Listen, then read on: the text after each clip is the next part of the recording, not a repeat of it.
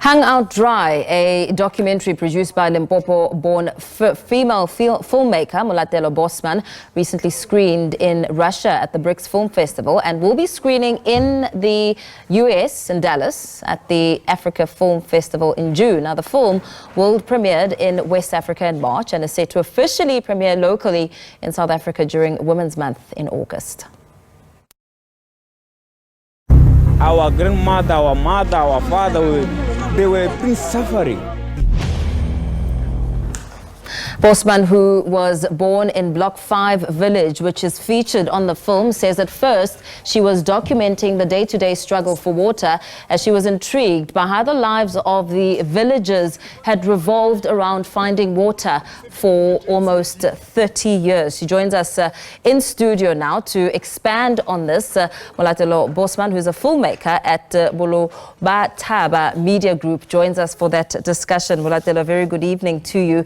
Thank you so much for coming in studio to talk to us as, of course, we take stock of the impact of water in communities, as well as really reflecting, I mean, the timing of this documentary, telling the voices of rural people on the ground, really centered around access or perhaps no access to water. Talk to us about what intrigued you. I started documenting the villagers' struggle with water back in 2015.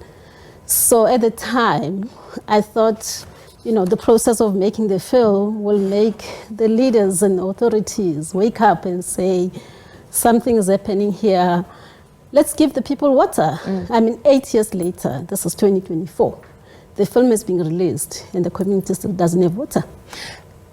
Give us some of the details. I mean, when you talk about a community that has no water, I'm thinking of it in an urban setting. You open your tap and there is no water, but your reflection is, of course, a lot more intricate than that, because we're talking about not having access to water for days and sometimes even months.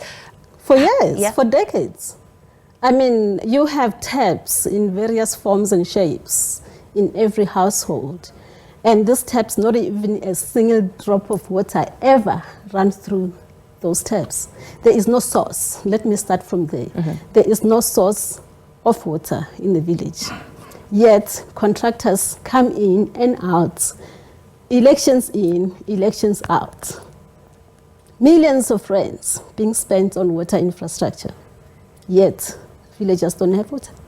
What are the villagers saying? I mean, as you interact with them, I know that you're an urban village girl yourself, and of course you can personally relate to some of these struggles.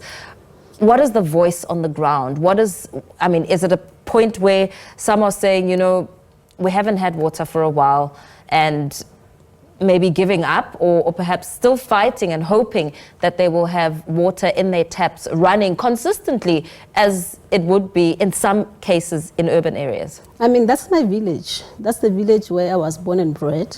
When I say I go home, that's where I go to. In my home, we drilled boreholes twice, and each time we found water. Other families who can have the capacity to do so, they did the same. But when government comes and they spend millions, and I say millions of rands, they can't find water. I flush a toilet in my house when my next door neighbor doesn't have water to drink. How do you explain that? It's hard. I had this platform called film and this power that I have before me.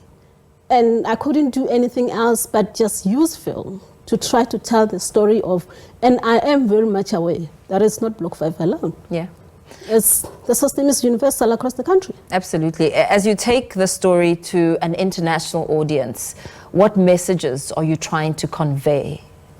When I started documenting the villagers, the main aim was to finally get them an opportunity for them to just wake up and turn their taps on and water flows. That's all I ever dreamt of. And when I was in Russia last month, the audiences couldn't believe that actually the situation is what they're seeing on screen, as in present day South Africa. Couldn't believe it. So, as the story is told internationally, are you hoping that when you come back to South Africa in August, that perhaps you are able, in your medium of film, to ruffle some feathers and make some sort of a difference? More so, as we know that elections are in 7 days. We've heard some communities and villages saying that because of not being able to access water, poor service delivery, they will not be voting. Surprisingly, I still hope that one day, through this film, because villagers have tried, like they tried collecting money, they tried even marching to the municipalities. They don't have a road to block, by the way. So they tried everything. Like these guys have gone to an extent of saying, we've tried everything, there's just nothing else we haven't done to try to resolve the water problem. And the issue that exaggerates this is that each activist that comes on to lead the community in the fight against this violation of basic human rights gets co-opted into politics. And I mean, people are hungry. Yeah. So if someone is coming in with an opportunity to say you can make something for yourself and put bread on a table for your family, they do it. So you keep having activists being taken away to join politics and abandoning the same purpose that they set to achieve. How important is it for you as a filmmaker, especially so as we edge, I mean, on Saturday is Africa Month, how vital is it for you to tell the story and reflect true day-to-day life experiences of South Africans who just want better for themselves? I mean, we talk about water. I mean, that's something enshrined in the Constitution of South Africa, that everyone has the right to have access to sufficient water. I think filmmaking turned me into an activist because I realized that there's just so much injustice that is being done to especially the most vulnerable.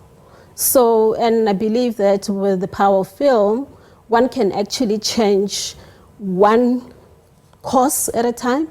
And for me, water is just one of those because it's staring right in my face and I couldn't ignore it anymore. Yeah. What were some of the emotions that you encountered as you interacted with people in the village, as you spoke about this very touching topic of water, not having access to water?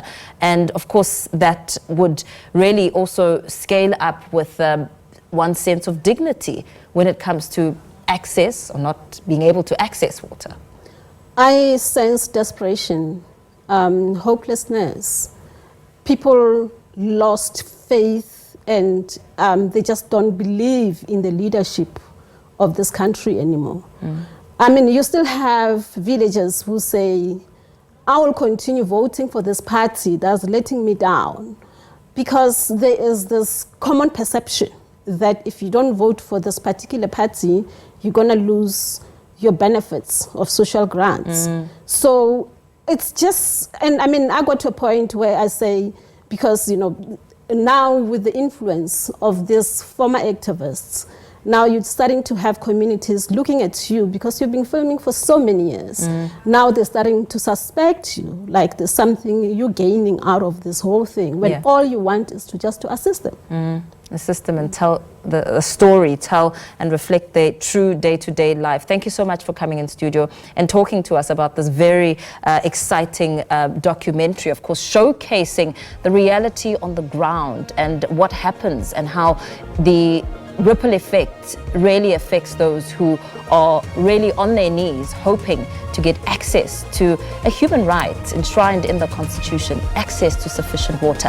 Molatelo Bossman, filmmaker at Bolo Bataba Media Group, of course, expanding on that discussion. Wishing her all the best as she takes this documentary on the international stage.